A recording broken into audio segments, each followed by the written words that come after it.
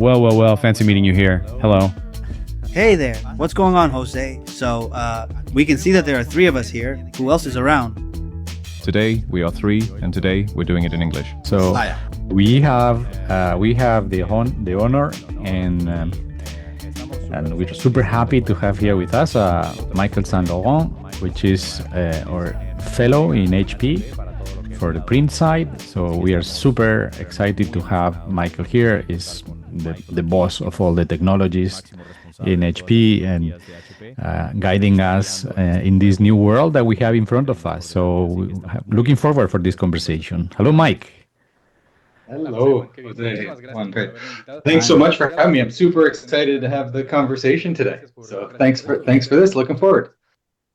Welcome to our podcast, La Madre Que Te Creó. It's quite a funny name that we're trying to say to our listeners that in some way the mom is doing the things, no? Like to creó todo, creating all. Right. It's about creativity, innovation, technology. We shake all of that together in a cocktail, and we just have like great conversations with people like you, which at the end, what we are finding is people love to hear from us and from people we invite like you, and where how the world is going, and anything. So Jose, let me start with the first question Sure. for okay. Mike, how do you usually explain what you do in HP without using your job title? Very good question. That one's a tough one. I've always struggled with that, and it depends who you describe it to. If I describe it to my mom, it's difficult. I work with other engineers. I work in software. But I think if I talk to someone else in the industry, I describe it as I am responsible for guiding the teams and helping enable the teams across HP's software and print technology experience. And I think at its root, I'm an engineer. I'm a software engineer. I've been focused on cloud technologies and mobile technologies, but my role ultimately is to be a facilitator who brings together our technologists and our technology across HP horizontally, and specifically with a strong focus on print, from everything from what's on the printer and firmware to the PC and what we have there to the cloud. This is amazing. So you touch a lot of parts of the technology end to end, from devices to hardware to firmware to software. I wonder, like, how you started caring for technology. When you were maybe a little kid in Canada, right? Which moment do you really start realizing that this is the way you want to go with your professional life? How does it happen? I think that's a good question. I think for a lot of people, it's probably more natural than you would think. There's not always a moment. I was lucky. My father was a math and computer science teacher in the 70s, and I remember going into his classrooms, and they had big tapes, and they had the punch cards that he used to take and deliver them to 2 hours away to Toronto to be able to be processed and brought back. So I had the luxury of being around computers from the moment that I started, down to the modems where I used to pick up the phone to take a phone call and disconnect everyone from the internet. So I think for me, probably the beginning was, I remember the early days of video games, the early days of making my own PC. I have a very specific memory in my head of a magazine article about what the internet would be in the future, and that's always stuck with me all these years. It was a popular science magazine that talked about this thing that would be the internet, and obviously the internet existed at that point, but it was actually the beginning of the World Wide Web. And so for me, it was something, the technology was always around. There was a moment where I had a fantastic teacher in high school, a biology teacher, and I actually applied originally to university to be a biologist. Wow. And I thought I was going to become a biologist, and I walked into my first day of university and said, this is the worst decision ever, and switched everything back to computer science. So for me, it was all around me, right from when I was a young kid. And I just think it's probably those early days of the potential of the internet. I know it sounds a little bit silly, but I remember it. And same things continued ever since. Yeah. Now there are new challenges regarding related with internet. We can say the AI is a good challenge in the current times, no? And what kind of problems excite you to much right now? What kind of your challenges that we have to face, no? Those days. Yeah, to me, I've had the luxury of it's gone extremely fast. I think we took 10 years, almost maybe longer, 10 years for us to get from the beginning of real cloud services and capabilities to something that is just everywhere. It feels like for us who build products, it's almost only been a year, maybe a little bit more, since AI really started to become a thing that you could do in the products that you now or were delivering. A year ago, our conversation would have been very, very different around AI. So for me, the thing that I think is the largest challenge, and I worry about it, I also think it's an opportunity. AI, all these models, all the capabilities and insights that they have, they're the most exciting things. What I worry the most about is how do we make sure that the truth, the real information, the real data that we want to have within our AI tools is presented. We work in companies and organizations with lots of information, some of them that are 10 years old, some of them that are just ideas that never turned into something real. And these AI tools that we see, they're using that to help inform us. And so for me, the biggest challenge is how do we organize our information so that we don't have these amazing AI machines giving us what we want to hear, not what we should hear. But your wondering is regarding, sorry, Jose, but your wondering is regarding technical side or human side, because the data we can do good things and bad things, and your worrying is about technical side or let's say human or being side. 100% both. 100% both. At least on the technical side, I feel within what I do, I have a little bit of control over it. It is a smaller group of information, something that we can control. So that feels good. But over the past months, as you start to use more and more AI to answer questions, even yesterday, I was with my wife asking questions, getting answers. You don't know. I still find myself going back, doing a little bit of research myself to see if it's true. I'm probably more worried about the non-technical data because I don't know. Right. The technical data, I feel, have a little bit of background that I can help. But the non-technical, it's trust. It's a lot of trust.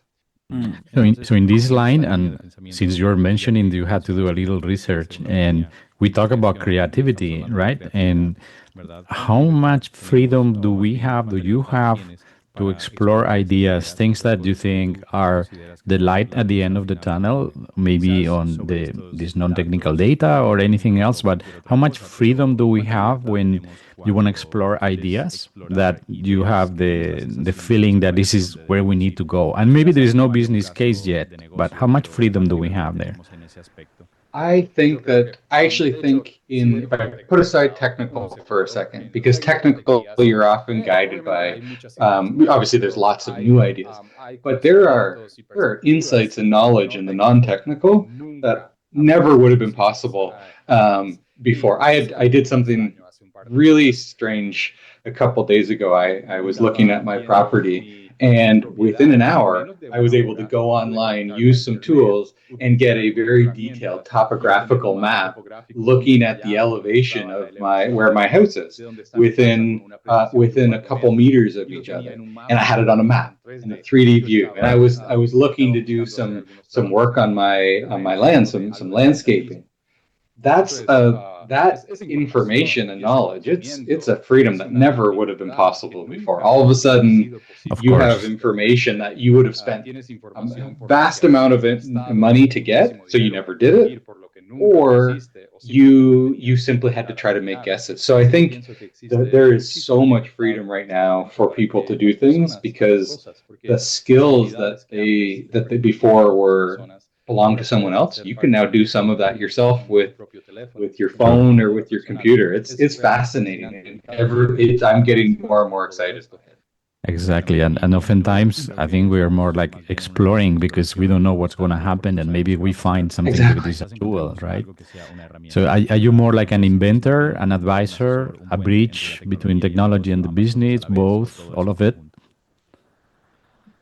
It's a good question. I think about that a lot. I think as I was younger, I thought of myself very much as an inventor, but I don't think I was. I think one of the things that I enjoy the most is working even with someone else's idea or collectively with an idea. When someone has an idea, working to refine that idea into something that can become real. I like working on products. I like working on things that people will use.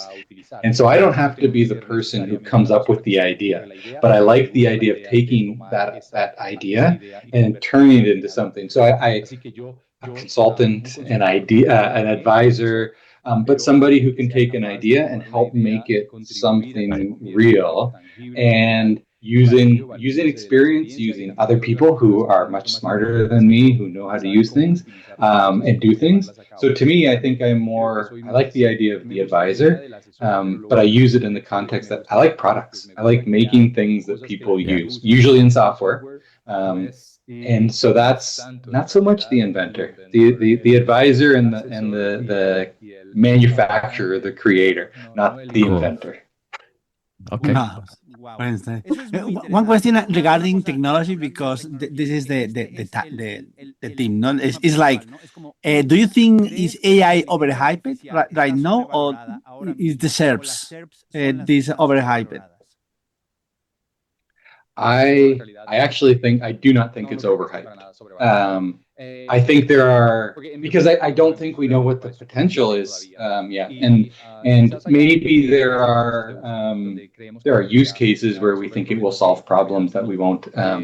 I don't think it's going to replace humans. I think we'll always be around. We will be doing these things, but I think as a group, myself personally, with at work, I think the things and the activities that I'm doing with it now, I'm just building confidence to start to use it, and I find an idea and I try something and now I can ask it. So I don't think it's overhyped. I don't believe we know what it's going to look like even a year from now, but that's why I don't say it's overhyped yet. I don't think we know. I think it's too much of a surprise that's still coming.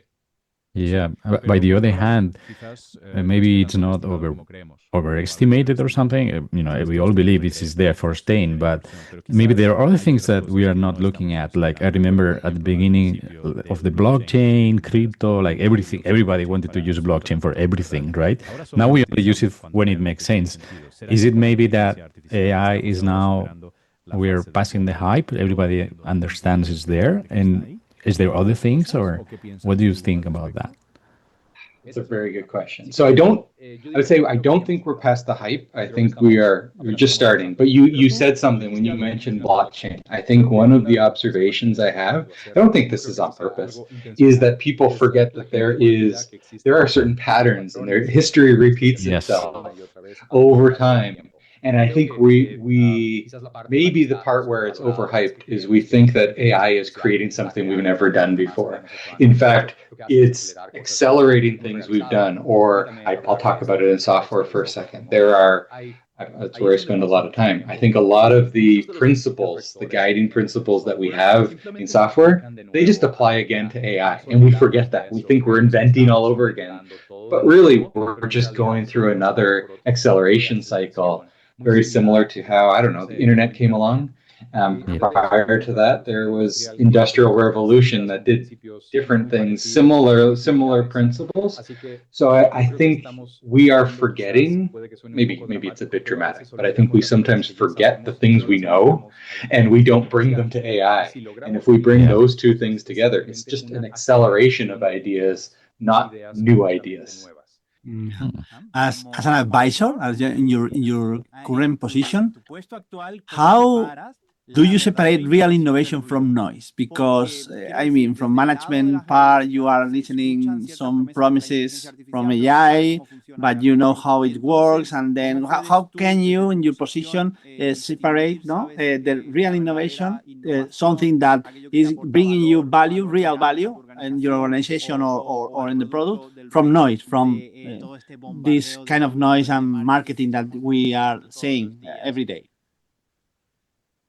Yeah, it's tough. I think again, I'll go back to when I was younger, maybe more naive. I would have had a different answer. But now, where I look for where there are real applications. I had a conversation a couple months ago, I think, of where do we look at something someone does today and AI actually makes it better? Or where were we limited before? We could not do something before. Maybe we couldn't produce something fast enough. We couldn't make decisions easily enough, and that limited what we were able to do, and the outcome that we wanted to get was limited by our ability and speed of making a decision.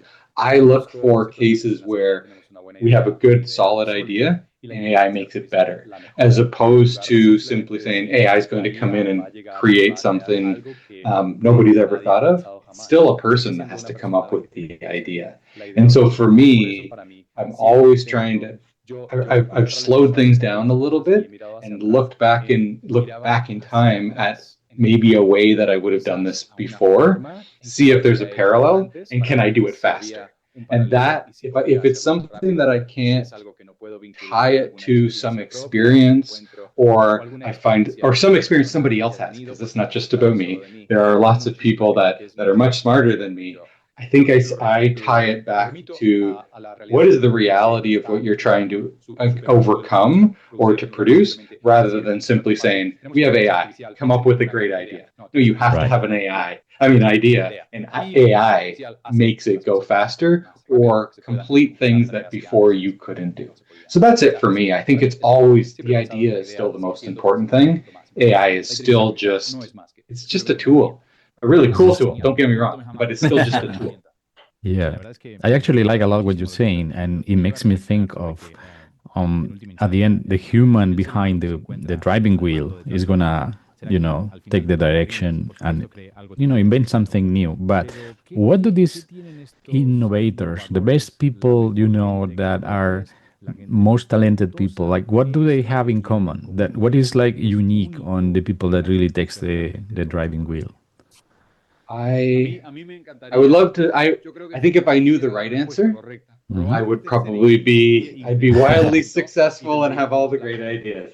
So but what I would say is, I think the people who are the best innovators, inventors, are the ones who, it sounds very cliche, but they ask questions, or they question what they are doing, but they're open-minded. And so instead of saying this won't work because, they really do ask, why doesn't this work, and what are the 10 ideas that might come out of it? Right. And then let 9 of them fail, and 1 of them will be successful. And so I think the people who are the most innovative, they're asking questions, and they are inquisitive. They want to do something new and are willing to forget the past, but then use it as a way to start. That's a starting point only. So I think it's that simple. They really do ask questions.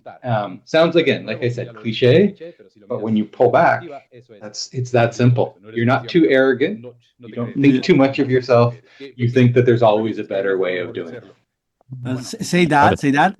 For you, what is then the biggest myth about corporate innovation? Because you are speaking about a hero of innovation, no? But in corporate environment, it's too hard to innovate, no? And then for you, how could be this biggest myth? I think that that's a very good question, a tough question. I think the biggest myth of corporate innovation in particular is that someone came up with an idea out of nothing. And all of a sudden, all the money, the whole company jumped behind it. It's not. Corporate innovation comes from a team, a large team who actually, and probably the best innovations, the good teams who work closely together and evolve an idea. And there are maybe even years of failures, attempts, and tries that they do that you never hear about, and then all of a sudden something happens that is wildly successful, and they think of that as innovation. But behind the scenes, there was tens, 20s, hundreds of people who were working together, and they iterated on that idea. But then all of a sudden they found that secret that allows it to go much faster. So I think that's the secret. It's not just an idea that exploded out of a corporation. It is when a corporation allows a really strong team to work together to evolve an idea quickly. So in that sense, it's a corporation that is guiding the team, you're building the idea. But do you think that because we can build something, we should do it? Or what is the responsibility we have oftentimes when looking at building something big? So very good question. It depends on who's building it as well. I think if you are an individual or a couple people and you want to try something new and it's an experiment and the impact is managed, then go try it. Worst thing that's going to happen is it's going to fail. And then you can learn and you can adjust from it. I think when you're a large company or a large corporation and a decision you make can impact thousands or millions of people or a whole population, you shouldn't build things just because you can build them. I think you have a responsibility to think of the impact. Everyone always talks about the analogy of working at a big company or a large organization, and changing is like moving a big ship. And I agree with that. And if you have that mindset, the problem is also if you're moving a big ship, that big ship can, when it hits something, can move a lot of things. And so I think that as large corporations, you must be conscious of the social, environmental impacts of what you could do, because otherwise there could be there's always going to be consequences you don't think of. But I think it's important that you have that in mind as you make decisions. Absolutely, I like it. Michel, how do you see Europe in regulation with AI? Because maybe you know, no, in Europe we have a lot of regulation regarding innovation, or specifically in AI. And how do you see from your point of view, because you are in the United States and Europe, for you, Europe are, I don't know, like a small ship without movement or something like this, just saying what happens with the wind, or what are you saying from your position? Okay, so I'll do one small correction, which I think will make this answer even interesting. So I'm actually from Canada, not the United States, which puts me somewhere in between Europe and the United States. And so as a small, I'll answer it this way. As a small, and I'm very patriotic as well. So as a small country, heavily influenced by a large country with a lot of opinions, I think we here find it very important that we also continue to maintain our identity. We have an interesting culture, but we still have a culture that we want to protect, and we want to continue to be individuals. And I think I do also believe that we have a high social index. We're very, very conscious and careful, not perfect. So I think that my personal opinion is, I think that it is important for something that is moving as quickly as it is. AI is moving faster than policy, no question about it. That there is a need to be careful and cautious of it. I think that with the EU and the policies that are coming in play, I think they're important. I think that it'll be really important that they continue to be inclusive of the whole world and don't become too focused on just the EU. Not that they are, but I think that it's important that we put enough guardrails in place to protect people, culture, and also the ability for those people to innovate and be successful. I want people in Spain and Portugal and in Italy and everywhere to be able, and Canada, to be able to innovate, be successful, make a great living, help their neighbors. So I think those regulations are really important, especially now. We're in an interesting time in the world for many reasons. True. Very true, very true. And I love what you are answering.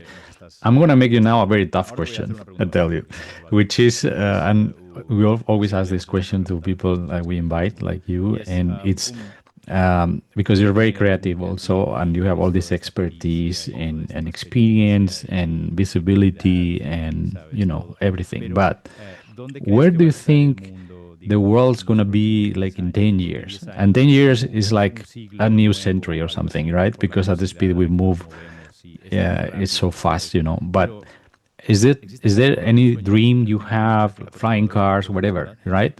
Where do you think it's going to be the next big thing that we all in 10 years will be doing and thinking about and talking about? I know it's tough. I told you. That's a very tough question.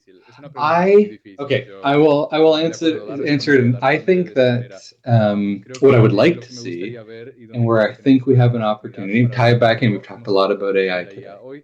I think there is an opportunity to gain knowledge and insight that wasn't there before.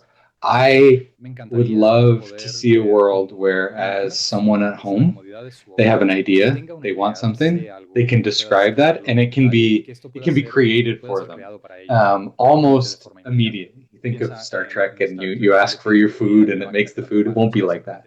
But there's so much innovation now that will say, I'm at home, something broke, I want it, and I need it, and it can very quick, and I can describe what I want. Or I need to customize something for my application, that I can describe it and we'll be able to manufacture it on the spot. To me, I think that could be massively powerful. You can see it's maybe not quite as ambitious as we're going to be on Mars, because I believe someone will be there. There'll be someone on Mars. We'll be doing all of the major explorations that we're doing. But if we can reach a point where, whether it is myself who needs to fix something at home, or someone who is somewhere in Africa with isolated, they need something as well, they have the same opportunity. To me, I think that I see a situation where we can be heading to that as we democratize access to information and the knowledge that we're getting. That, to me, I think it would be fantastic to be that point. I need this to make my life better, and it can be done quickly and easily. And it's not just about me, but it's about how we can remove some of the barriers that exist. Maybe I'm going down a weird path. Maybe it's breaking down some of the wealth barriers that exist, because many of those provide access. It's just access to tools, materials, information. That's the big potential I see with AI. I'm actually really excited about that. I like it, actually. It's going to be a better world then.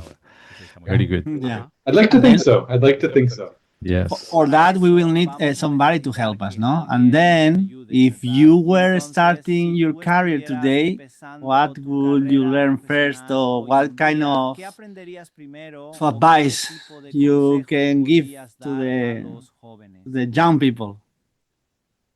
Okay. So I have two children who are in university right now. So the timing is perfect, and we have this conversation regularly. When I look back to when I was their age, one of the things I really am happy that I learned the fundamentals of. Not very good at it. I'm terrible at it. But the fundamentals of computing, about looking how chips were made, looking how programming languages operated, look at how those things work. And I think it was a foundation that I never used them again, but I understood how things worked, and that laid a little bit of foundation. I've told both my children this. We talk about it. That I think actually having now the difference is a foundation in software development, the basics of how to write a program, they will likely never use it.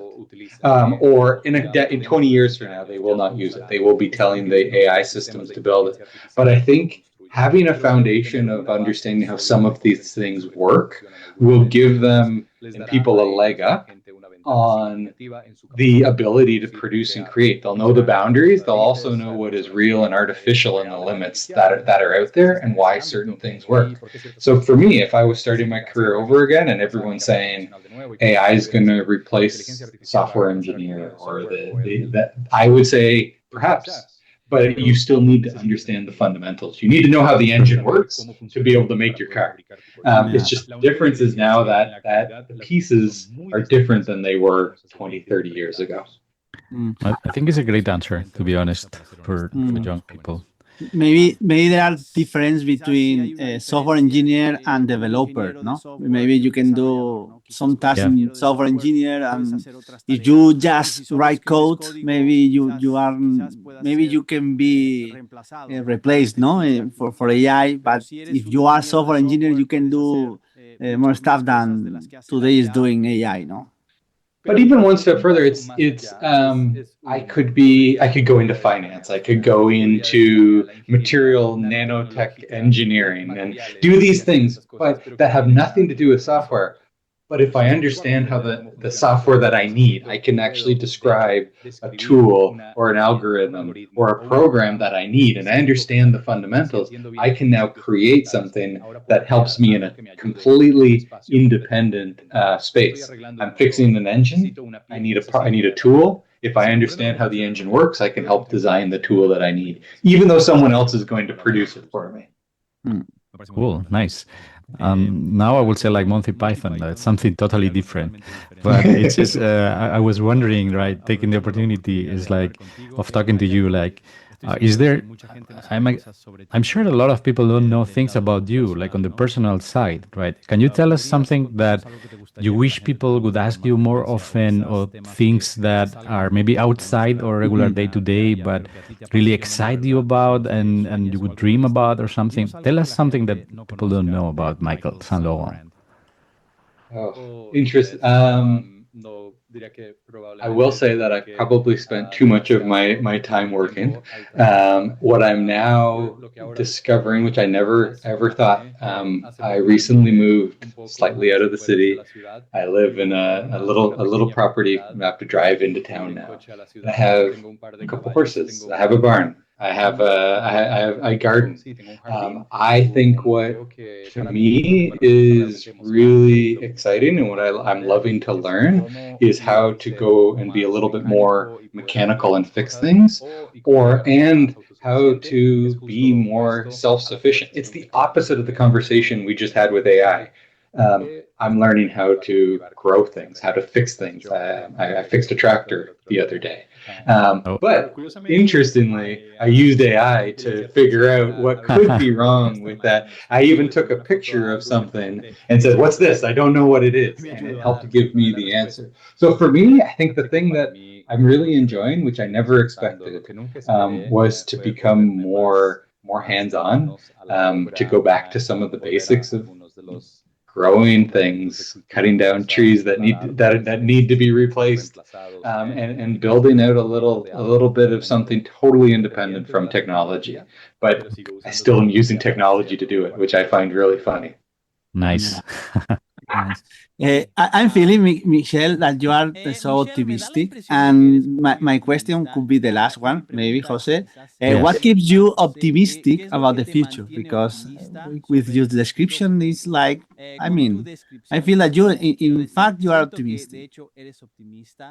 I am very optimistic. I'm very optimistic. What keeps me optimistic is that I go back to access and the democratization of information, and maybe more so, not just information, knowledge. You look at the problems we have out there around pollution, around hunger. Those are big problems, but also small problems of people who may not be able to have enough money to buy something they need, and they need to find a different way of doing it. I actually have become, over the past year or two, really optimistic about the idea that this information is going to probably solve some of the problems we've been struggling, whether in health and medicine, in manufacturing. They're really big things, but I've become so simple things that we use it for. If we can use these tools at our disposal to do simple things like identifying a bird or a tree, not knowing anything, the information is there to be able to go solve some new medicine or fix some environmental thing. And I know it sounds, again, maybe a little bit cliche, but I think it's pretty exciting. I think that is probably the hardest thing. We've lived in a really big world. Information is scattered all over the place. We're coming out the other side of a tough time, whether it was COVID or things like that. And I think, generally speaking, I like to think people are positive, and this access to information and the tools that are AI right now, I think gives us a new opportunity. And then my last piece is, I do like the fact that you asked the question. They're asking the question of, do we need to be careful? As long as we keep asking the question, do we need to be careful, and we don't make those mistakes we've made in the past, I'm optimistic we'll make the right decisions with them. Very nice. There's no better way to end today's discussion with you, Michael, than being optimistic. I think you are, and it's contagious. So thank you. So thanks a lot for coming here with us. This is your house. We'd love to have you again at some point, and thank you for everyone. Our friends are listening, and please subscribe. A lot of people are listening but not subscribing. It's just common trends today. Thanks. Thank you, Michael. Thanks, everyone. This is amazing. So looking forward to the next chapter. Thank you very much, Michael. Thank you so much for having me, Jose, Juan Pedro. Thank you. It's a great pleasure and honor. Thank you. Thank you.